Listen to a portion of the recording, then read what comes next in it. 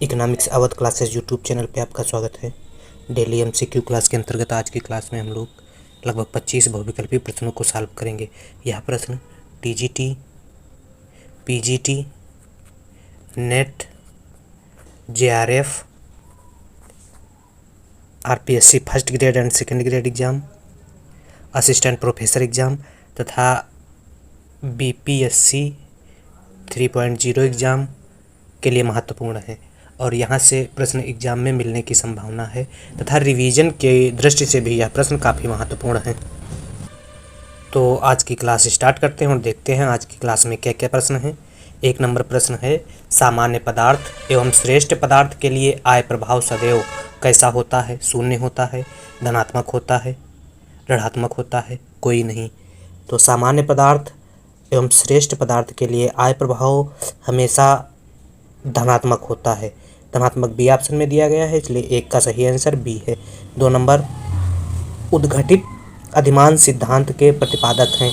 उद्घटित या प्रकटित अधिमान सिद्धांत के प्रतिपादक कौन हैं? कीन्स, हिग्स, सैमुअल्सन, मार्शल।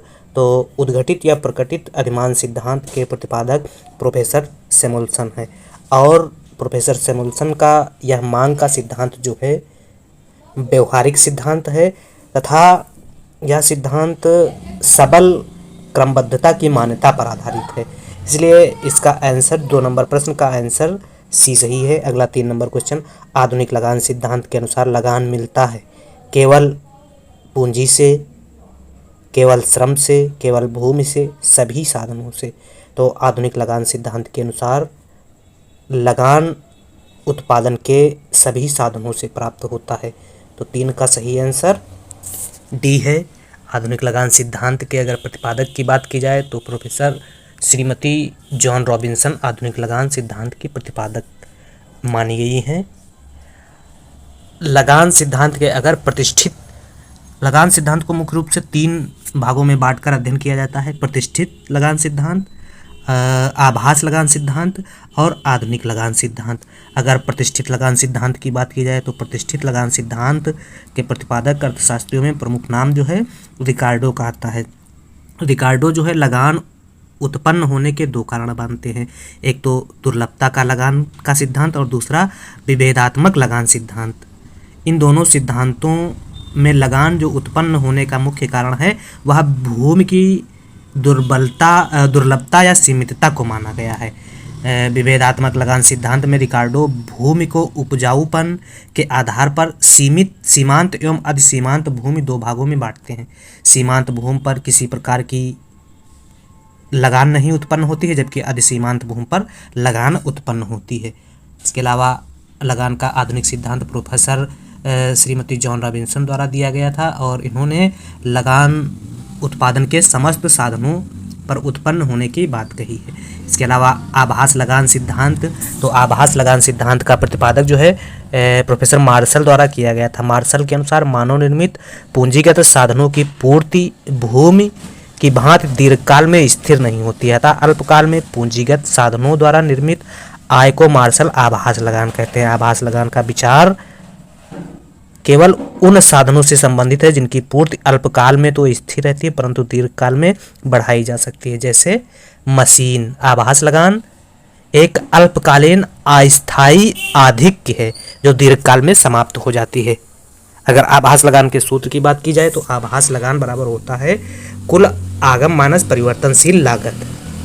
तो यह लगान के संदर्भ में कुछ महत्वपूर्ण बातें थी। अगला 4 नंबर प्रश्न, निम्न चित्र बाजार की किस स्थिति को प्रकट नहीं करता है?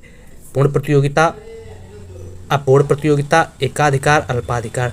तो यह चित्र जो है यह अपूर्ण प्रतियोगिता की स्थिति को नहीं दिखाता है, बाकी पूर्ण प्रतियोगिता, एकाधिकार और अल्पाधिकार की स्थिति को दिखाता है।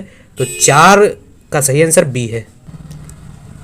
अगला 5 नंबर प्रश्न, लाभ का नवप्रवर्तन सिद्धांत का प्रतिपादन करने वाले अर्थशास्त्री का नाम है? Schumpeter, night, martial, Clark. तो लाभ के नवप्रवर्तन सिद्धांत के जो प्रतिपादक अर्थशास्त्री हैं प्रोफेसर शुम्पीटर हैं। 5 का सही आंसर ए है। अगला 6 नंबर क्वेश्चन, दीर्घकाल में न्यूनतम लागत वाली फर्म होती है? अनुकूलतम फर्म, औसत फर्म, प्रतिनिधि फर्म, सर्वोत्तम फर्म। तो दीर्घकाल में न्यूनतम लागत वाली फर्म को अनुकूलतम फर्म कहा जाता है। 6 का सही आंसर ए है। अगला 7 नंबर प्रश्न, 7 नंबर प्रश्न का है लाभ के संभावित विस्मय सिद्धांत का प्रतिपादन किसने किया? तो लाभ के संभावित विस्मय सिद्धांत का प्रतिपादन प्रोफेसर विस्मय, इसे अचंभा सिद्धांत भी कह सकते हैं, इसका प्रतिपादन प्रोफेसर साइकिल द्वारा किया गया था। तो 7 का सही आंसर डी है। अगला 8 नंबर क्वेश्चन, वितरण के सीमांत उत्पादकता सिद्धांत के नाम को सुधार कर बट्टा की गई सीमांत उत्पादकता का नाम किस अर्थशास्त्री ने दिया? रिकार्डो ने, सैमुअल्सन ने, टॉजिंग ने, मार्शल ने। तो वितरण की सीमांत उत्पादकता सिद्धांत का जो नया नाम है बट्टा की गई सीमांत उत्पादकता सिद्धांत जो है प्रोफेसर टॉजिंग द्वारा दिया गया था। टॉजिंग सी ऑप्शन में सही है, सी में दिया है तो सी सही है। 8 का 9 नंबर क्वेश्चन, निम्न में कौन सा मॉडल व्यष्टिपरक है? तो डी एक्स बराबर एफ फंक्शन है पी का, पी फंक्शन है डी एक्स का, तो डी सही है। अगला, केन्स के रोजगार सिद्धांत में उपभोग फलन है आय का, बचत का, व्यय का, विनियोग का। तो केन्स के रोजगार सिद्धांत में उपभोग जो है वह आय का फलन है। तो 10 का सही आंसर ए है। केन्स के रोजगार सिद्धांत में उपभोग आय का फलन है। यह इंपॉर्टेंट प्रश्न है। अगला 11 नंबर क्वेश्चन, किसी दो मूल्य के गुणात्तर माध्य जीएम, हरात्मक माध्य एचएम और समांतर माध्य एक्स बार में क्या संबंध होता है? तो जीएम बराबर under root x bar into HM होता है। तो 11 का सही आंसर बी है। अगला 12 नंबर क्वेश्चन, विकास केंद्रित विचार के किस अर्थशास्त्री को श्रेय दिया जाता है? तो अर्थशास्त्र की जो विकास केंद्रित परिभाषा है या विचार है प्रोफेसर सैमुअल्सन द्वारा दिया गया है। सैमुअल्सन सही है। 12 नंबर प्रश्न का सही आंसर सी है। अगला 13 नंबर प्रश्न, रिकार्डो का लगान सिद्धांत किस प्रणाली की सहायता से बनाया गया है? आगमन प्रणाली की सहायता से, निगमन प्रणाली की सहायता से, अर्थमिति की सहायता से, गणितीय प्रणाली की सहायता से। तो रिकार्डो का लगान का सिद्धांत जो है निगमन प्रणाली की सहायता से बनाया गया है। 13 का सही आंसर बी है। अगला 14 नंबर क्वेश्चन, वास्तविक शेष प्रभाव की सर्वाधिक आलोचना की है? पिगू ने, फिशर ने, मार्शल ने, फ्रीडमैन ने।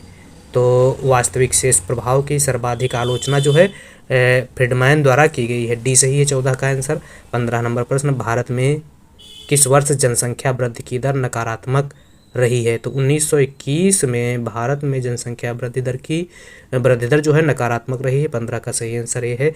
अगला 16 नंबर क्वेश्चन, योग प्रमेय संतुष्ट करता है सभी उत्पादन फलनों द्वारा, केवल समांग उत्पादन फलनों द्वारा संतुष्ट होता है, केवल रैखिक उत्पादन फलनों द्वारा संतुष्ट होता है, केवल रैखिक तथा समांग उत्पादन फलनों द्वारा संतुष्ट होता है।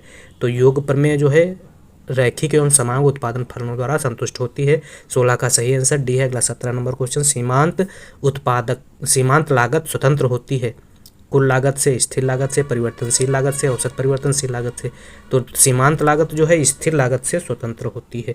17 का सही आंसर बी है। अगला 18 नंबर प्रश्न, कौन सा वक्र यू आकार का नहीं होता? तो एएफसी जो है यू आकार का नहीं होता है। एएफसी आयताकार अतिपरवलय होता है जो उत्पादन के साथ साथ घटता जाता है। उत्पादन बढ़ने पर एएफसी घटता चला जाता है।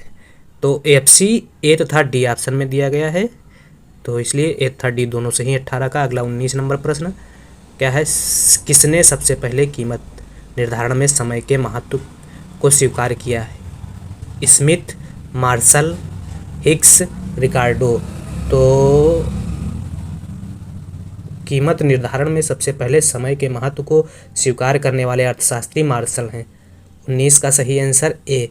20 नंबर प्रश्न, एमसी उस बिंदु पर एसी के बराबर होती है जिस पर एसी, एमसी उस बिंदु पर एसी के बराबर होती है जिस पर एसी अपने न्यूनतम पर होती है, घटती है, शून्य होती है, घटती है और स्थिर रहती है। तो एमसी उस बिंदु पर एसी के बराबर होती है जिस पर एसी अपने न्यूनतम पर होती है।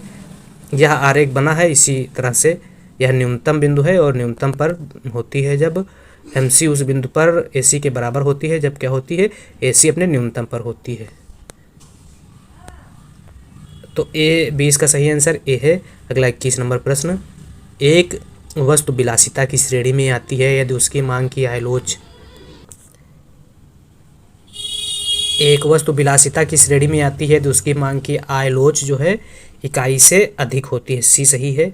21 नंबर प्रश्न का आंसर।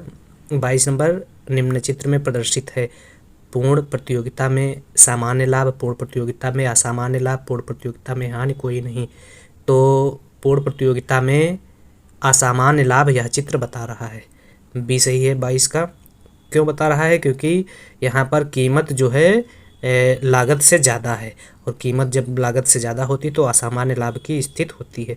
अगला 23 नंबर प्रश्न, बाजार के आकार का महत्वपूर्ण निर्धारक है बचत, मुद्रा प्रसार, उत्पादकता, विनियोग हेतु प्रेरणा। तो बाजार के आकार का महत्वपूर्ण निर्धारक जो है उत्पादकता है।